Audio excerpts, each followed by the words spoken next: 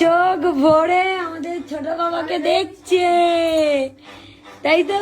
Yes, finally দাদা ছেলে হয়েছে। হ্যাঁ। আমার সোনামা সোনামা দেখি মা, দেখি এটা কিরম কাজল পড়া মা। ওই যে আমাদের সোনা বাবা শুয়ে আছে, বাড়িতে নিয়ে এসেছে আমা মা। এদিকে দেখা, ভাই হয়েছে না আমাদের, খুশি তো? ভালো লাগছে অনেক। তোমার ভাইকে কিন্তু আমি নিয়ে যাবো এখন, ঠিক আছে? তুমি এখানে থাকবা, তোমার ভাই আমার বাড়িতে।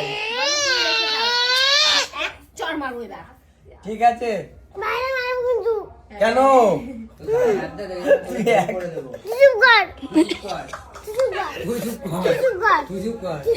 বাইরে পাঠাই দেবো কিন্তু, আমি এক্ষুনি পাঠাই দেবো, আমি কিন্তু এক্ষুনি বাইরে পাঠাই দেবো।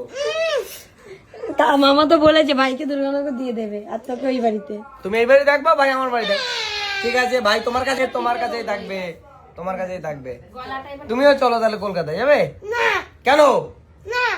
তাহলে তুই যাওয়ার কথা বললে হয়, এরপরে বলবি না যে যাবো সোনা কাকা আমি? তুমি বলছো কেন? তা তুমি কি বলতে চাইছো বলো? তাহলে তোমায় নিয়ে যাবো? তাহলে কেউই যাবা না?